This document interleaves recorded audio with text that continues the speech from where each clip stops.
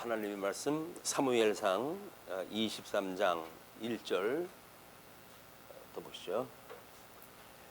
사람들이 다윗에게 전하여 이르되 보소서 블레셋 사람이 그 일날을 쳐서 그 타작마당을 탈취하더이다 하니 이에 다윗이 여호와께 묻자와 이르되 내가 가서 이 블레셋 사람들을 치리이까? 여호와께서 다윗에게 이르시되 가서 블레셋 사람들을 치고 그 일날을 구원하라 하시니 다윗의 사람들이 그에게 이르되 보소서 우리가 유다에 있기도 두렵거든 하물며 그 일날에 가서 블레셋 사람들의 군대를 치는 일이리까 한지라. 다윗이 여호와께 다시 묻자온데 여호와께서 대답하여 이르시되 일어나 그 일나로 내려가라. 내가 블레셋 사람들을 내 손에 넘기리라 하시니라. 23장하고 24장은 기름 부음 받은 자에 대한 관용이라고 하는 제목으로 잡아놨습니다. 왜냐하면 지금 두 번째 시험인데 그 시험을 다윗의 도피 생활을 하는 걸로 시작이 되어져서 그럼에도 불구하고 기름 부음 받은 사울을 살려주는 그런 그 일로 계속되어지기 때문에 그렇습니다. 그러고 이제 25장 가게 되면 다윗이 보호를 입는 장면이 소개가 되어지는데요. 지금 두 번째 시험이 그렇게 21장부터 25장까지 그런 과정으로 소개가 되어집니다. 그런데 23장에 지금 사람들이 다윗에게 블레셋 사람들이 그 일날을 쳤다. 그리고 그 타작마당을 탈취했다라고 하는 보고가 들리게 되거든요. 그런데 22장 5절에 보시게 되면 선지자 갓이 다윗에게 이르되 너는 이 요새에 있지 말고 떠나 유다 땅으로 들어가라. 다윗이 떠나 헤렛 수풀에 이르니라 해서 갓 선지자가 피신 와 있는 다윗에게 지금 이제 아둘람 굴레 피신을 갖다 해 있는 입장인데 거기서 모압 미스베로 가가지고 가족들을 이제 보호를 갖다 하고 있고 그런데 갓 선지자가 느닷없이 유다 땅으로 들어가라는 거예요. 유다 땅에 들어가는 이유가 물론 그 선지자의 이야기입니다. 그런데 이제 앞으로 이 아비아달이라고 하는 제사장을 하나님께서 준비를 갖다 해놨고 그렇게 했을 때 왕은 이렇게 고난사를 통해 가지고 피해 다니는 주제이지만 왕지의 다윗을 중심으로 해서 선지자 갓이라고 하는 동역자가 이제 있고 그리고 아비아달이라고 하는 제사장을 하나님께서 준비하심으로 해서 삼직임에 대한 나라가 명실공히 세워지는 거예요. 이것이 이제 우리가 우리 사무엘상에 대한 직임에 대한 질서를 세우신다고 하는 그런 그 내용이기도 합니다. 물론 뭐 이제 지나가다 보게 되면 제사장도 바뀌고 뭐 선지자도 바뀌고 뭐 이런 그 일이 되어지겠지만 어쩌거나 삼직임을 가지고 있는 그 일이 진행시키는 그런 그 과정 중에 갓이라고는 선지자를 통해 가지고 22장 5절에 그 요새에 있지 말고 유다 땅으로 들어가라고 하는 명령을 갖다 했고 그래서 지금 유다 땅으로 들어가야 되는 입장인데 그 22장 20절 보게 되면 아히두베 아들 아히멜렉의 아들 중 하나가 피하였으니 그의 이름은 아비아달이라. 그가 도망하여 다윗에게로 가서 사울이 여호와의 제사장들 죽인 일을 다윗에게 알림해 다윗이 아비아달에게 이르되 그날에 에돔 사람 도액이 거기 있기로 그가 반드시 사울에게 말할 줄 내가 알아노라. 내 아버지 집의 모든 사람 죽은 것이 나의 탓이로다. 두려워하지 말고 내게 있으라. 내 생명을 찾는 자가 내 생명을 찾는 자니 내가 나와 함께 있으면 안전하리라 라고 이야기합니다. 합니다. 하나님 앞에 왕직임에 대한 약속을 받은 이 다윗은 이런 담대한 믿음을 가지고 동역에 참여한 사람들을 이제 위로하고 한 팀을 이루어서 나라의 제도를 완성하는 그런 그 모습을 봅니다. 우리나라도 지금 이제 뭐 나라를 찾은 때가 100년이냐 아니면 이제 임시정부 들어선 걸로는 안 된다 뭐 이런 그 이야기로 많이 이제 오락가락 하잖아요. 예, 그런 그 이야기야. 삼직임이 어디에서 세워졌는가는 이미 하나님께서 그 세 직임을 통해 가지고 나라의 질서를 잡아 가신다는 거거든요.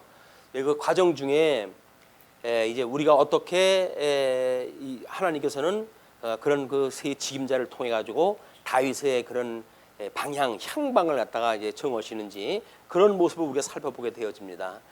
예, 사람들이 다윗에게 그렇게 했을 때 그 보고를 갖다 하기를 블레셋 사람들이 지금 그 일날을 쳤다 이렇게 이야기가 되어진 거예요. 그러니까는 다윗이 지금 여호와께 묻습니다. 그러면 내가 가서 이 블레셋 사람들을 치리까 이제 하나님께 여쭈니까 하나님께서 다윗에게 가서 블레셋 사람을 치라는 거예요. 그리고 그 일날을 구원하라는 거예요. 자, 이때에 다윗은 하나님 앞에 이제 묻기도 하고 때로는 뭐 언약 받은 것도 있고 지금까지 보호했던 하나님의 섭리가 믿어지는 것도 있고 그렇기 때문에 이런 결정을 하지만 이게 다윗의 사람들이 그에게 이르되 보소서 우리가 유다에 있기도 두렵건대 하밀며 그 일라에 가서 이 블레셋 사람들의 군대를 치는 일까지 하는 게 말이 됩니까? 라는 이야기예요. 논리적으로 합리적으로 이것이 충분한 조건이 되어지지요. 그러나 이제 하나님께서 이 삼직에 대한 이 직임에 대한 질서를 잡아가는 일인데 왕직을 지금 다윗을 통해 가지고 하나님께서 이제 이루어 가실 거를 이직이 준비를 했다 하시고 섭리를 했다 해 가시는 중에 선지직에 지금 갓 선지자를 통해 가지고 지금 유대로 가라. 그 유다로 가는데 유다에서 들리는 소식이 지금 그 일날을 쳐야 된다는 이야기가 되어진 거예요. 그러니까 이 선지직을 맡고 있는 갓의 그런 명령을 따랐던 다윗의 입장에서는 지금 어차피 진행이 되어진 거거든요. 갓 선지자가 유다로 들어가라라고 했던 것이 거기서 끝나는 것이 아니잖아요. 유다 땅에 들어갔는데 거기서 이 선지자 갓이 들어가라고 했던 그 유다 땅에서 그일라의 공격을 지금 소식을 듣고 그래도 뭐 사울에게 쫓기는 다윗이지만 그 땅은 명실상부 자기의 땅이에요. 그일라라고 하는 지역은 다윗의 통치의 영역에 있는 거예요. 뭐 사울이 왕이라고 인정을 하든 안 하든 사울의 그런 그 일당들이 왕이라고 인정하든 안 하든 다윗의 입장에서 보게 되면 하나님 앞에 기름을 부음 받았고 자기가 왕직을 가진 자고 그러면 당연히 자기 통치 영역에 있는 사람들을 보호를 갖다 해야 되죠. 이게 이제 그 다윗의 왕직에 대한 그런 그 생각을 가지고 있는 입장에서 보게 되면 마땅히 가서 그 민족을 구해야 되는데 그 일라 지역을 구해야 되는데 백성들의 입장에서는 아니 지코가 석잔데 지금 뭘 거기까지 가가지고 유다 땅에 온 것도 지금 우리가 생명을 걸고 하는데 거기다 적지에 들어가지고 싸움까지 지금 헐판이냐 그런 그 이야기 아닙니까? 이게 통치자의 그릇의 크기예요. 하나님이 그 통치자를 어떻게 쓰는가에 따른 그런 그 결정입니다. 그거를 뭐 비난하는 사람도 있고 그러죠. 뭐 그건 뭐 고금을 막론하고 끊임없이 반복되어지는 일이기도 합니다. 뭐 지금이 일어나는 일도 마찬가지예요. 대통령이 뭐라고 하든지 말든지 또 그 지도자 연호는 그 수많은 사람들이 있잖아요. 그럼 다윗을 공격을 갖다 해가지고 깎아내리려고 하고 이런 그 일들이 비일비재한 거예요. 자, 그러면 하나님 앞에 기름 부음 받은 다윗으로서는 왕직을 수행을 때 해야 되죠. 그게 기름 부음 받았다고 하는 자기의 증거인데 내 그것이 나의 기름 부음 내가 그 왕으로서의 다윗을 기름 부음을 받았던 유다 지파에 내가 지금 왕직을 받은 자입니다. 라고 하는 그 일을 수행하는 것이 뭐냐면 그 위험 지역에 들어가가지고 백성을 구한다는 거예요.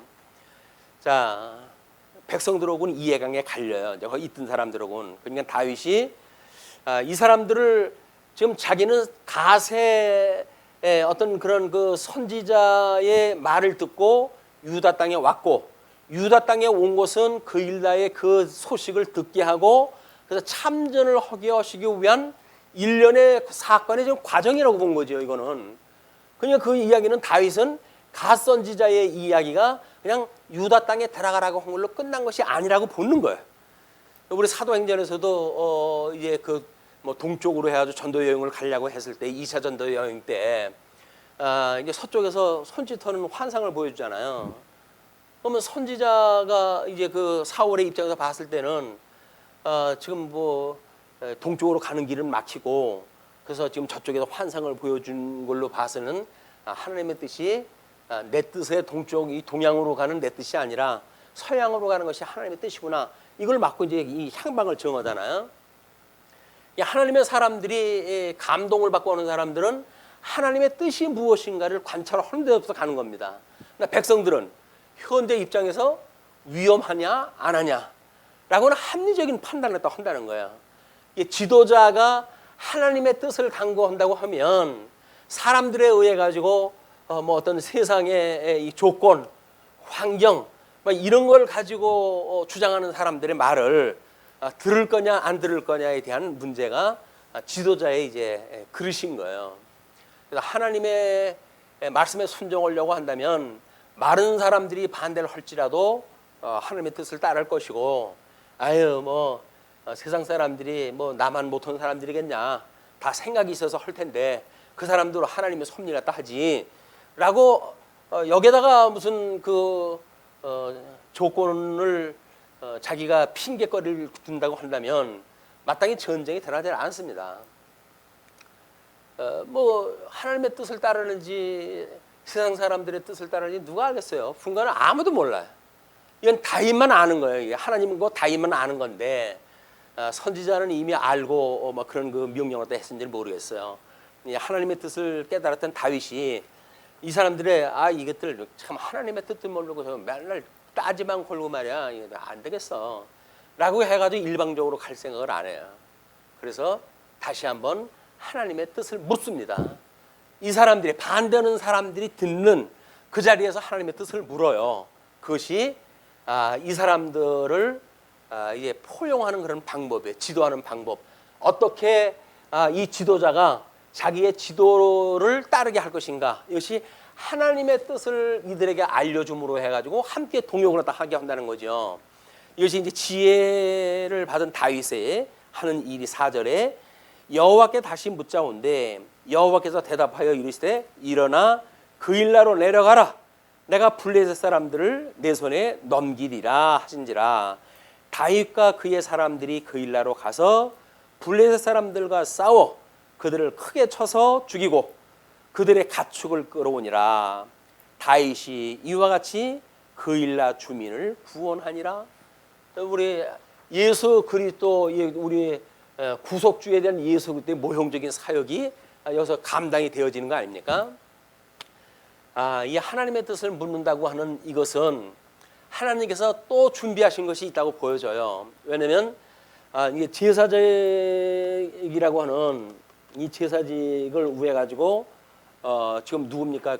이제 그 아비아달을 하나님께서 이쪽으로 보내실 건데 이 아비아달이 다윗을 도와줬다고 하는 이유로 해가지고 일가가 망했던 그런 그 가문 아니겠어요? 거기서 이제 아비아달이 이제 어떻게 영향을 미치는가 6절서부터 소개가 되어지는 거예요.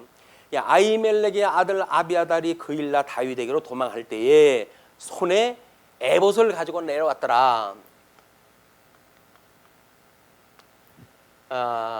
지금 그일라라고 하는 전지, 이 뭐 전쟁터지요. 이 그일라라고 하는 이 전장에 에봇을 가지고 온 아비아달이 여기에 도착이 돼요. 그러면 지금 이 그일라라고 하는 그 이야기는 다윗이 전장에서 이긴 그런 그 지역으로 되어져 있어서 모든 통치 영역에 있는 거거든요. 거기에 하나님께서 에봇을 가지고 있는 아비아달을 이쪽으로 보내신 거예요. 그래서 우리 주보에 그 우림과 둠밈이라고 하는 그런 그 내용을 잠깐 짧게 소개를 해드렸어요. 그래서 그 우림과 둠밈은 빛들과 완전이라는 뜻, 우림은 빛, 광채, 불꽃이라는 뜻인 우르의 복수형이다. 둠밈은 완전, 성실, 온전함, 고결, 순진이라는 뜻인 이 톰의 복수형이다. 두 단어는 하나님의 거룩한 성품을 반영한 표현으로서 특히 히브리 알파벳의 첫 글자 알렛과 또 끝글자 타우로 구성되어 있어 하나님이 처음과 나중이시요 모든 역사의 원인과 결과가 되신다는 신앙적 메시지가 담겨 있다고 보기도 한다. 그리고 우림과 둠밈은 하나님의 뜻을 묻는 신탁의 도구로서 제사장의 판결 흉패 안에 보관되었다. 이 대제사장 그 의상 안에 있는 거예요. 그래서 그 모양이나 재질이 어떤 것인지는 밝혀져 있지 않으나 대체적으로 매끄러운 돌로 추정한다. 이제 제비 뽑는 방식의 그걸로 소개가 되어졌기 때문에 그렇습니다. 대제사장은 국가적으로 중대한 문제가 발생할 때마다 자신이 착용했던 흉패 속에 우림과 둠밈을 꺼내어 하나님의 뜻을 분별했다. 이 하나님의 뜻을 분별할 때 필요한 것이 우림이라고 하는 것과 둠밈이라고 하는 그 이야기예요. 이제 이 두 가지를 가지고 이 하나님의 뜻을 묻는 거란 말이에요.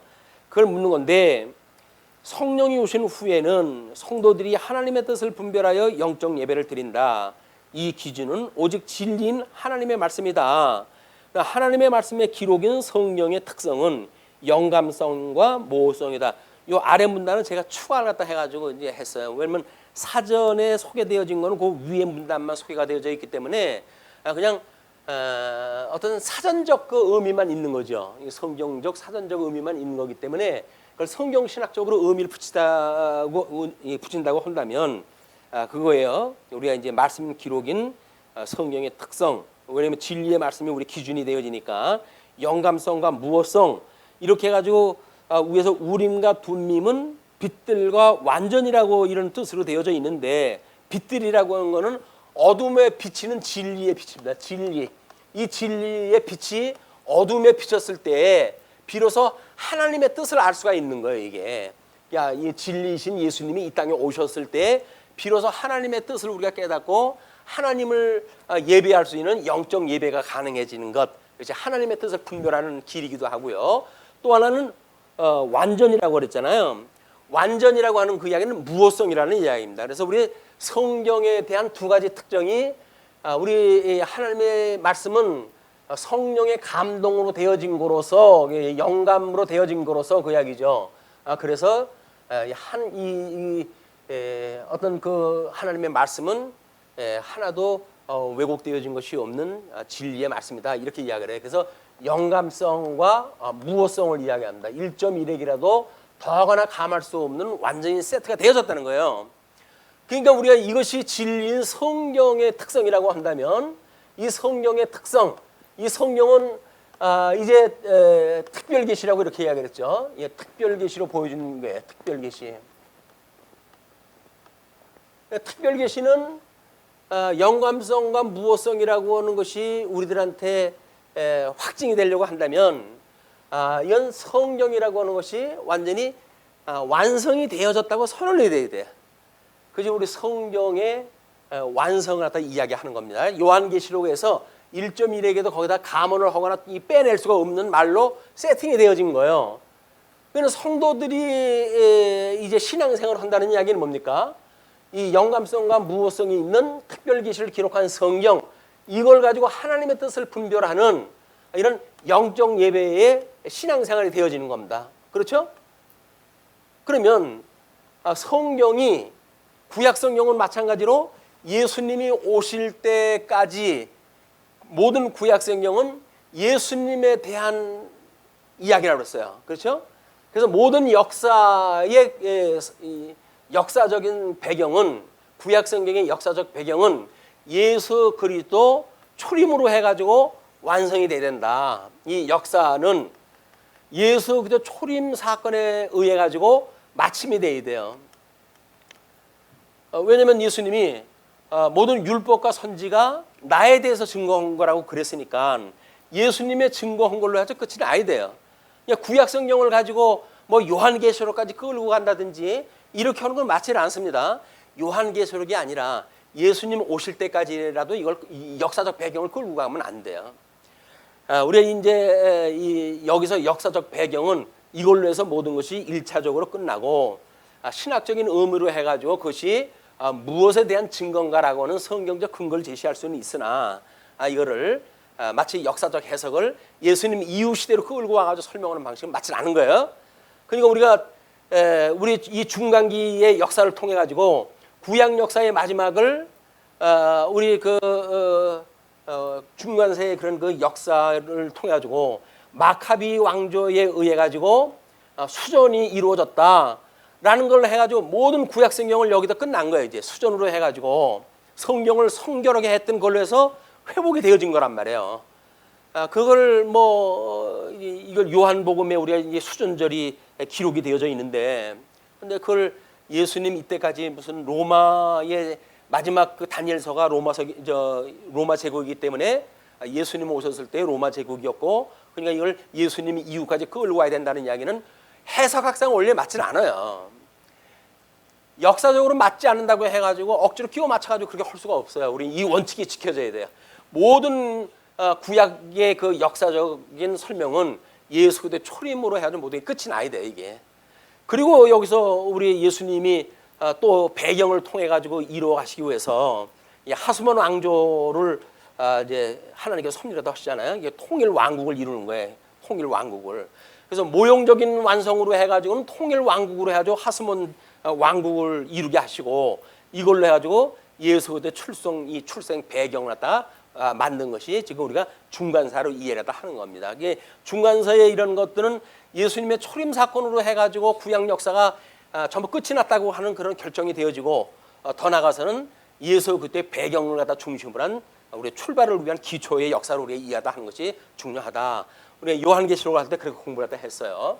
그러면 지금 이제 우리 예수님이 아주 성경이 특별계시가 완성이 됐어요. 끝. 여기다 더 이상 더 하거나 감할 수 없어. 이렇게 묶어 놓으셨어요. 그러면 여기에 우리 복음서에서 예수님이 새 계명을 주셨어요. 그 새 계명을 주셔가지고 내가 율법이나 선지를 폐하러 온 줄로 여기지 마라. 내가 이걸 온전케 하러 온 거야. 라고 이야기를 했어요. 그러시면서 십자가에 돌아가실 때 뭐라고 그럽니까? 다 이루었다고 그랬어요. 그럼 다 이루었다라고 하는 것이 뭘 이루신 거예요? 지상 사역에 필요한 걸 갖다 다 이루었다는 이야기예요. 그러면 여기서 온전케 하신다는 건 어디서 할까요? 이제 새 계명을 주셨으니까 천상에서 하나님께서 온전케 하시는 이 사역을 다 하실 거예요. 그러니까 우리가 온전케 하시는 예수 그리스도를 바라보라라고 이야기를 하는 거예요. 성경에서는 그걸 우리가 믿음이라고 이야기를 합니다. 믿음. 그러면 성경 특별계시는 끝이 나는데 여기서 지금 뭔가가 역사가 이루어지는 것, 이것이 우리 진리를 깨닫게 되어지는 특별계시적 역할을 다 하는가? 라고 문제 제기가 될 수가 있어요. 이미 성경 끝이 났어요. 그러니까 계시되어진 내용을 보고 예수님이 이렇게 약속하신 대로 온전케 지금도 천상에서 이걸 이루어 가시네. 요한계시록에는 새 하늘과 새 땅으로 해서 다 완성이 되어졌네. 이런 걸로 통해 가지고 우리는 믿는 거예요. 성경을 보고. 복음에는 하나님의 의가 나타나서 믿음으로 믿음에 이르게 하나니 오직 의인은 믿음으로 말미암아 살리라고 그랬다고 그랬잖아요. 그러니까 우리가 하나님 앞에 의롭다고 칭함을 받았다고 하는 칭의인이라고 한다면 우리는 뭘로 산다고요? 이 믿음으로 사는 거예요. 어떤 믿음? 특별계시에 기록되어져 있는 하나님의 말씀을 통해 가지고 이걸 믿는 거란 말이에요. 이거를 갖다가 끌어가지고 내가 이 시대에 이거를 적용을 시켜 내가 살아야지 라고 하는 건 말이 안 되는 거예요. 이미 이건 주님께서 온전케 하시는 거예요. 천상에서 하나님 우편으로 대주제가 돼가지고 이게 주님의 머리가 되시는 분 아닙니까? 교회의 머리가 되시는 분이에요. 이 교회의 몸이 되는 거예요. 그 이 몸이라고 하는 거는 머리 되시는 그리스도께서 몸을 완성케 해가지. 여기서 성도들이 자기네들이 뭘 완성을 해간다는 그런 게 아니잖아요. 주님이 다 해가시는 몸은 주님께서 당신의 몸을 당신께 다 완성을 해가시는 거예요. 그리고 믿는 것이 교회 생활을 어떻게 할 것인가를 믿는 믿음으로의 성도들의 향방이란 말이에요. 그래서 영적 예배는 이걸 믿음으로 보는 사람들이 믿음으로 믿는 사람들의 일, 영적 예배다. 하나님의 선한 뜻이 무엇인지 분별하고, 그리고 우리의 믿음의 분량만큼만, 너무 많이 하지 말래요. 그냥 너희들이 알고 있는 이 분량만큼만 하래요. 이 분량만큼만 생각을 하고, 그리고 주시는 은사를 실현하겠다 해라. 그러니까 이것이 우리 신앙 양심의 자유를 줄 수 있는 최적의 조건이에요. 분량이라고 하는 것이. 아니 내가 믿음이 없는데 성경에는 이게 명시적으로 다 나와져 있잖아요. 이렇게 사랑해, 원수도 사랑해 이렇게 되어져 있는데 원수를 사랑할 수가 있어요? 우리 믿음으로 봐도 원수 사랑 못해요. 원수커녕 뭐 우리 좋아하는 사람도 사랑을 못하고 사는데 뭘 원수를 사랑합니까? 그러면 하나님의 말씀에 원수를 사랑하는데 왜 원수를 사랑하지 않고 어떻게 우리가 하나님의 뜻을 실현하는 영적 예배를 다 드리겠냐고요. 우리 믿음의 분량만큼밖에 안 되는 거예요. 그것이 우리 신앙의 양심을 지킬 수 있는 길인 거예요. 만약에 이렇게 했는데 믿음이 안 돼가지고 우리가 사랑하지 못했는데 예수를 믿는 사람이 사랑도 안 하고 예수 믿는 사람이야? 그래야 조막질을 대면 그럼 우리들 양심에 전부 이 찔림을 받잖아요. 이거 어떡하지? 그럼 우리는 슈어를 갖다 해야 돼요. 왜? 사랑하는 척이라도 해야 다른 사람한테 손가락질 안 받을 거 아닙니까? 근데 하나님의 뜻은 그렇게 실현되는 게 아니에요. 하나님께서 우리의 믿음을 주셔가지고 이걸 이루어가게 하신다. 그게 우리한테 주는 자유예요. 너희들 사망 권세에 있던 너희들을 우리 주님께서 우리 불러내셨단 말이에요. 그러면 이 자유를 갖다 이제 우리가 여기서 누려야 되는데 뭐 자유를 누리기는커녕 여기서 다시 이걸 육체의 기회로 삶기를 갖다가 얼마나 즐기합니까 우리가. 우리 주님께서 주셨던 그 자유를 진리를 알지니 진리가 널 자유롭게 하리라 라고 그랬는데 그 자유를 갖다가 육체의 기회를 삼고 사는 것이 성도들의 이 참 미숙한 신앙생활이란 말이에요. 그러니까 뭐 우리 거기 가가지고 그 박물관에서 봤던 것이 아리랑 고개로 날 넘겨주시오. 그 이 얘기를 들으면서 도대체 뭔데 저기 민족, 이게 우리 민족의 마치 애청고가 아니에요.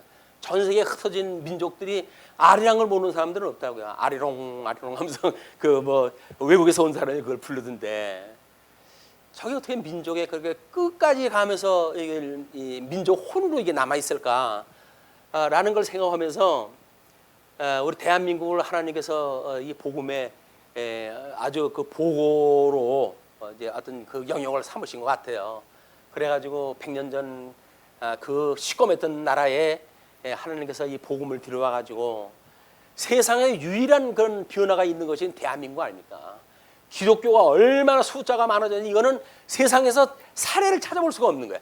지금 많은 가지 병이 되어졌지만 병은 병이고 많은 건 많은 거 아니에요. 어떻게 됐든지 세상에 그런 유례가 없는 거예요. 짧은 시간에 이렇게 기독교가 번창돼가지고 쌩 난리를 가르치는 일이 없는 거예요. 근데 어떻게 주님께서 이런 역사를 펴가실까? 그럼에도 불구하고 우리가 예수님을 믿는다고 믿음이 산다고 그러면서 우리들의 성령의 소욕을 따라 사는 것이 아니라 육체의 기로 삼을 수밖에 없는가? 이것이 끊임없는 아리랑 속에 숨어져 있는 이야기 아닌가 생각이 들더라고요. 아리랑 고개를 넘겨주시오. 수많은 우리를 갖다 공격하는 그런 무리 속으로 살아가니까 이건 아주 질폭한 우리 공격 속에 살아가잖아요. 그냥 이때마다 우리를 갖다가 이 아리랑 고개를 갖다가 날 넘겨주시오. 난 혼자는 못하겠어. 도저히 날 내버려두면 넘어갈 수가 없습니다. 그냥 아리랑 나의 주님 나를 갖다 여기 넘겨주시오. 이 고비를 넘어가지 않으면 난 죽습니다. 이것이 우리의 기도가 아닌가 싶어요. 미리 하나님께 준비시켰던 찬송가가 아리랑 찬송가가 아닌가 싶은데 그래가지고는 나를 버리고 가시는 님 심리도 못 가서 발병 난다고 하는 건 뭡니까? 말씀으로 해도 동역해야 될 사람들이 야 나 살겠다고 넌 죽어라 해가지고 도망간다고 한다면 넌 심리도 못 가서 발병 난다 라고 하고 동역자가 말씀이 여기 있사온데 어디를 가겠습니까? 라고 했던 그 말씀이 이게 기억이 나면서 이 아리랑이 보통 그 노래가 아니구나. 이게 우리 민족들이 수많은 우에서의 침입 속에서 목숨을 갖다 부지하고 산다고 한다는 것이 이 고개를 갖다 남겨주십시오. 이거 조금 있으면 또 우리 아들이고 뭐 농사 지어는 거 다 수탈해 갈 거고 우리 또 이제 이러고 다 민족이 죽을 터인데 주님 이 고기를 넘겨주시오. 그 고개가 아니라 고비인 것 같아요. 고비. 이 고비를 날 넘겨주시오. 우리 신앙생활이 그런 것 같아요. 예수님으로 말미암아 자유를 얻었다고 그러는데 끊임없이 음부의 권세가 우리를 미혹하고 공격해오고 어떨 적엔 뭐 재정적인 문제로 공격을 갖다 해들어오고 어떨 적엔 뭐 다른 문제라도 공격을 갖다 해가지고 뭐 이루 말할 수 없는 공격을 갖다 해오는데 그때마다 우리가 시험에 들게 하지 마시고 우리를 악에서 구해 주십시오 라고 하는 기도가 필요한 것이 우리가 아닌가 그런 그 생각이 듭니다. 그래서 이런 영적 예배로 성경이 완성되어졌다는 확신, 여기서 뭐가 실현되어졌는가 이루어지는가에 대한 건 중요하지가 않아요. 왜? 특별 계시를 우리가 믿고 사는 거지 그것이 여기서 이루어졌는가 이루어져야 되는가라고 하는 것 때문에 믿음이 흔들릴 수가 없어요. 우리 믿음의 근거는 오직 성경이 있기 때문에 특별 계시의 완성으로 해서 우리 믿음의 모든 근거는 여기서 되어진 겁니다. 그러니까 여기서 역사적으로 이루어지면 이거 성경이 맞구나. 이번에 바벨론이 그 유대를 침공했다고 하는 역사적 근거를 찾았다고 그러더라고요.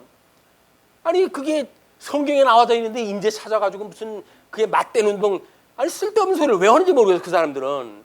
그런데 하나님을 모르는, 성경을 모르는 사람들의 입장에서 보게 되면 그렇게 그냥 유대가 거기서 포로가 됐다고 어다고 그러는데 도대체 그런 근거도 없는데 저 사람들 왜 저러는지 모르겠어. 그러던 사람들이 이번에 본 거거든요. 그러니까 맞네 이러는 거예요. 그러니까는 일반 계시록으로 되어진 것들에 대해서 너무 그렇게 신경 쓸 거 없습니다.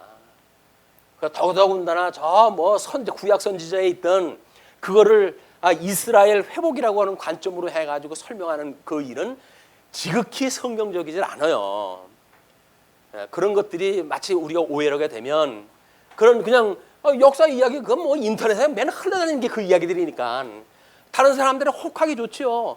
그 역사를 갖다가 막 이야기 또 하면서 성경 이야기 끌어들이고 구약 성경의 근거를 끌어들이고 그러면 이 성경만 가지고 믿는 사람들이 아니라고 한다면 혹할 수밖에 없는 거예요. 우리는 이 성경만을 가지고 믿기 때문에 우리는 완성이 되어졌든지 이 되어진 거는 예수 그리스도의 천상 사역을 통해서 기록되어진 서신서에 전부 완성이 되어졌다는 거예요. 이걸가 우리의 믿음의 근거지. 그래서 나중에 이루어지는 이런 어떤 일반 역사에서 일어나는 것이 믿음의 근거가 되는 게 아니다. 하나님의 진리이기 때문에 이루어질 수밖에 없어요. 그거는 당연한 거예요. 그것 때문에 믿음이 크고 작고 이렇게 되어지는 게 아니다. 우리 믿음의 근거는 오직 성경, 특별히 계신 성경이다 라고 하는 것이 여기서 말하는 우림과 둠밈이라고 하는 이런 하나님의 뜻을 갖다 물었던 그런 그 뜻이 오늘날 성경 신학에서 이야기했던 이런 계시가 나오고 맞물려 있는 것으로 이해를 하셨으면 좋겠어요. 자, 그렇기 때문에 이제 그걸 가지고 6절입니다. 6절 14절까지 사울의 추격과 그일라 사람의 배반이 되어지는데 아비멜렉의 아들 아비아달이 그일라 다윗에게로 도망할 때에 손에 에봇을 가지고 내려왔더라. 그러니까 이미 제사직을 감당할 수 있도록 이 에봇까지 가지고 오게 되어진 거예요. 이제 명실상부 하나님의 뜻을 모를 수 있는 것까지 이제 전부 완성이 됐잖아요. 이제 그렇게 되어져 있는데 다윗이 그일라에 온 것을 어떤 사람이 사울에게 알림해 사울이 이르되 하나님이 그를 내 손에 넘기셨도다. 왜냐면 그일라라고는 성중에 이미 이제 들어가져 있는 거 아니겠어요? 저게 완전히 지가 무슨 아주 대단한 그런 성이나 차지한 것처럼 아마 이제 거기를 누리고 있을 거다. 사울은 그렇게 생각을 한 거죠. 너는 도가니나 던지라 그 이야기예요. 그래서 그를 내 손에 넘기셨도다 하나님이. 그가 문과 문빗장이 있는 성읍에 들어갔으니 갇혔도다. 안에서 아무리 문빗장을 걸고 숨어 있던들 바깥에서 그 대군이 오는데 되겠습니까? 안 되는 거죠. 그냥 기고만장 그렇게 이야기를 한 거예요. 사울이 모든 백성을 군사로 불러 모으고 그일라로 내려가서 다윗과 그의 사람들을 에워싸려 하더니 다윗은 사울이 자기를 해하려 하는 음모를 알고 제사장 아비아달에게 이르되 에봇을 이리로 가져오라 하고 다윗이 이르되 이스라엘 하나님 여호와여 사울이 나 때문에 이 성읍을 멸하려고 그일라로 내려오기를 꾀한다 함을 주의 종이 분명히 들었나이다. 자기 정보 들었던 걸 이제 고백을 합니다. 그러면서 그일라 사람들이 나를 그의 손에 넘기겠나이까? 주의 종이 들은 대로 사울이 내려오겠나이까? 이스라엘의 하나님 여호와여 원하건대 주의 종에게 일러 주옵소서. 이 성에 있는 이런 성민들이 나를 보호를 갖다 해주겠습니까? 내가 그들을 전장을 통해 가지고 지금 지켜줬는데 그걸 비질로 여겨가지고 나를 보호를 갖다 해주시겠습니까?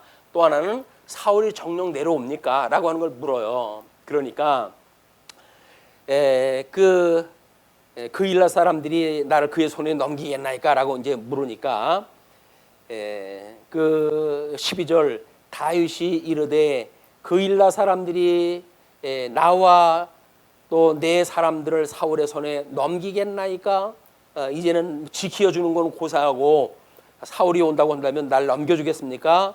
하나님 여호와께서 이르시되 그들이 너를 넘기리라 하신지라. 기가 막히고 코가 막힌 사건이에요. 죽음을 무릅쓰고 와가지고 백성을 고쳐줬더니 이게 사울이 오게 되면 그들이 넘겨준다는 이야기예요. 다윗과 그의 사람 600명가량이 일어나 그 일라를 떠나서 갈 수 있는 곳으로 갔더니 다윗이 그 일라에서 피한 것을 어떤 사람이 사울에게 말하매 사울이 가기를 그치니라. 이미 기밀이 또 누설됐어요. 거기 있었으면 이제 뭐 잡으러 내려왔을 텐데 첩자들이 이야기했다 하는 바람에 공격을 멈추게 되어진 거죠. 그러니까 14절 다윗이 광야의 요새에도 있었고 또 십광야 산골에도 머물렀으므로 사울이 매일 찾되 하나님이 그를 그의 손에 넘기지 아니하시니라. 그 일라 성을 공격하는 건 멈췄지만 그들이 지금 피해갔다고 그러니까는 뭐 산골이고 평야고 있는 대로 누비고 이제 찾는 거예요. 그렇게 되어졌는데 15절로 18절 보니까 식강야로 피신한 다윗을 위하는 요나단이 소개가 되어집니다. 거기서 요나단을 만나게 돼요. 이제 다윗이 사울이 자기의 생명을 빼앗으려고 나온 것을 보았으므로 그가 십광야 숲에 있었더니 사울의 아들 요나단이 일어나 숲에 들어가서 다윗에게 이르러 그에게 하나님을 힘있게 의지하게 하였는데 곧 요나단이 그에게 이르기를 두려워하지 마라. 내 아버지 사울의 손이 내게 미치지 못할 것이요 너는 이스라엘 왕이 되고 나는 네 다음이 될 것을 내 아버지 사울도 안다 하더라. 사울의 속셈을 다 이제 고해 바친 거예요. 너 먼저 도망갈 때 죽인다고 그랬는데 이 병신아 네가 차지할 땅을 걔가 차지하게 되는데 그걸 살려주고 있냐? 뭐 이렇게 해가지고 그 이야기를 내가 다 들었다. 다 이야기했다 했어요. 그러니까 두 사람이 여호와 앞에서 언약하고 다윗은 수풀에 머물고 요나단은 자기 집으로 돌아가니라. 이것이 뭐 성에 있든지 또는 피할 그런 곳에 있든지 이런 동역자들의 그런 하는 역할들이 끊임없이 교감되어지는 그런 믿음의 일을 보게 되어집니다. 그러면서 19절로부터 23절 10사람의 밀고와 사울의 탐지 명령이 소개가 되어져요. 그때에 10사람들이 기브아에 이르러 사울에게 나와 이르되 다윗이 우리와 함께 광야 남쪽 하길라산 숲을 요새에 숨지 아니하였나이까? 제일 무서운 게 이 첩자인 거예요. 뭐 독립 우리 투사가 누군가 그랬다면요. 바깥에 있는 우리를 공격자가 두려운 것이 아니라 내부 고발자가 더 미운 우리 공격의 대상이다 이렇게 이야기를 했다 그러는데 맞습니다. 내부에 있는 사람들 못 막아요. 있는 정보 다 알아가지고 일러 갖추니까. 그러하온즉 왕은 내려오시기를 원하시는 대로 내려오소서. 그를 왕의 손에 넘길 것이 우리의 의무이다 하니 아첨이 하늘을 찔르지요. 사울이 이르되 너희가 나를 긍휼히 여겼으니 여호와께 복받기를 원하노라. 이 기름 부음 받은 자를 죽이려고 하는 그런 거 일인데 뭐 복이 했더니 이런 걸 운운하는 걸 보게 되면 이 사람들이 말하는 복은 도대체 무슨 복입니까 이게? 사울이 이르되 너희가 나를 긍휼히 여겼으니 여호와께 복받기를 원하노라. 어떤 사람이 내게 말하기를 그는 심히 지혜롭게 행동한다 하나니 너희는 가서 더 자세히 살펴서 그가 어디에 숨었으며 누가 거기서 그를 보았는지 알아보고 그가 숨어있는 모든 것을 정탐하고 실상을 내게 보고하라. 내가 너희와 함께 가리니 그가 이 땅에 있으면 유다 몇천 명 중에서라도 그를 찾아내리라 하더라. 아직 끝장을 내겠다는 이야기입니다. 24절로 29절 블레셋의 침략으로 다윗에 대한 추격이 중단돼요. 하나님께 돕는 방법도 참 여러 가지. 그들이 일어나 사울보다 먼저 시보로 가니라. 다윗과 그의 사람들이 광야 남쪽 마온 광야 아라바에 있더니 사울과 그의 사람들이 찾으러 온 것을 어떤 사람이 다윗에게 아뢰매 이에 다윗이 바위로 내려가 마온 황무지에 있더니 사울이 듣고 마온 황무지로 다윗을 따라가서는 사울이 산 이쪽으로 가매 다윗과 그의 사람들은 산 저쪽으로 가며 다윗이 사울을 두려워하여 급히 피하려 하였으니 이는 사울과 그의 사람들이 다윗과 그의 사람들을 에워싸고 잡으려 함이었더라. 그러니까 위기에 처해져 있어요. 그랬더니 전령이 사울에게 와서 이르되 급히 오소서 블레셋 사람들이 땅을 침노하나이다. 이에 사울이 다윗 뒤쫓기를 그치고 돌아와 블레셋 사람들을 치러 갔으므로 그곳을 셀라 하마느 곳이라 칭하니라. 다윗이 거기서 올라가서 엔게디 요새에 머무니라. 이렇게 해가지고 일단 29절까지 소개가 되어졌고 24장 1절로 3절을 보시게 되면 사울이 다윗의 숨은 동굴로 들어가요. 사울이 블레셋 사람을 쫓다가 이제 그 요새로 사울은 다시 성으로 가게 되어졌고 다윗은 올라가되 엔게디 요새에 이제 머물렀는데 그 일이 정리가 됐던가 봐요. 그러니까 사울이 블레셋 사람을 쫓다가 돌아오매 어떤 사람이 그에게 말하여 이르되 보소서 다윗이 엔게디 광야에 있더이다 하니 첩자가 있는 게 좋을까요? 없는 게 좋을까요? 이 해안에서는 없는 게 좋죠. 그러면 일러 바치는 사람이 없으니까 공격도 없을 것이고 공격이 없으면 편안할 테니까 얼마나 좋겠어요. 하나님께서는 그 좋은 길을 갖다 주시질 않고 왜 고발자를 곳곳에 심어놔가지고 힘들게 하실까요? 하나님이 보호하시는 걸 깨닫게 하시기 위해서는 최적임 자들이 그 자들이 그걸 심어놔야 하나님만 의지했다 하는 다윗의 모습이 이제 드러나기 때문에 그렇습니다. 그래서 사울이 온 이스라엘에서 택한 사람 3,000명을 거느리고 다윗과 그의 사람들을 찾으러 들염소 바위로 갈새 길가 양의 우리에 이른즉 굴이 있는지라 사울이 뒤를 보러 들어가니라. 이제 일을 보러 들어간 거예요. 그랬더니 다윗과 그의 사람들이 굴 깊은 곳에 있더니 다윗이 사람들이 이르되 보소서 여호와께서 당신에게 이르시기를 내가 원수를 내 손에 넘기리니 내 생각이 좋은 대로 그에게 행하라 하시더니 이것이 그날이니이다 하니 다윗이 일어나서 사울의 겉옷자락을 가만히 베니라. 사실 굴 속에서 일을 보는데 변비로 해가지고 엄한 고생하다 하고 있는 중인지 모르지만 다윗이 가지고 옷자락을 빌 때까지 이 사울은 모르고 있어요. 완전히 이제 이 긴장을 갖다 무장 해제를 하다 헌 상태겠죠. 해우소라 그래, 해우소. 긴장을 얼마나 풀어놨겠어요. 그냥 사울이 옷자락을 비는 것도 모르고 이제 일을 갖다 본 거예요. 그리한 후에 사울의 옷자락 뱀으로 말미암아 다윗의 마음이 찔려 기름 부음 받은 자의 그 옥체를 일을 했으니 양심의 가책을 받게 된 거예요. 그래서 자기 사람들에게 이르되 내가 손을 들어 여호와의 기름 부음 받은 내 주를 치는 것은 여호와께서 금하는 것이니 그는 여호와의 기름 부음을 받은 자가 됨이니라 하고 다윗이 이 말로 자기 사람들을 금하여 사울을 해하지 못하게 하니라. 사울이 일어나 굴에서 나가 자기 길로 가니라.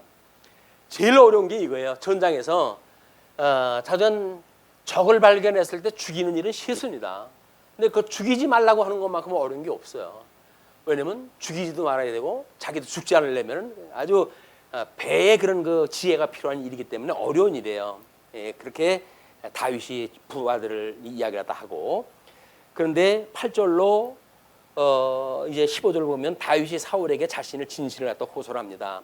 그 후에 다윗도 일어나 굴에서 나가 사울의 뒤에서 외쳐 이르되 내 주 왕이여 하매 사울이 돌아보는지라 다윗이 땅에 엎드려 절하고 다윗이 사울에게 이르되 보소서 다윗이 왕을 해하려 한다고 하는 사람들의 말을 왕은 어찌하여 들으시나이까. 내가 당신을 해한다고 하는 그런 말도 안 되는 소리를 어떻게 그걸 곧대로 듣습니까? 내가 당신 앞에서 죽음을 몇 차례를 넘기면서도 내가 피했던 나고 날 제일 잘하는 사람이 왕인데 어떻게 그런 생각을 하십니까? 오늘 여호와께서 굴에서 왕을 내 손에 넘기신 것을 왕이 아셨을 것이니이다. 어떤 사람이 나를 권하여 왕을 죽이라 하였으나 내가 왕을 아껴 말하기를 나는 내 손을 들어 내 주를 해하지 아니하리니 그는 여호와의 기름 부음을 받은 자이기 때문이라 하였나이다.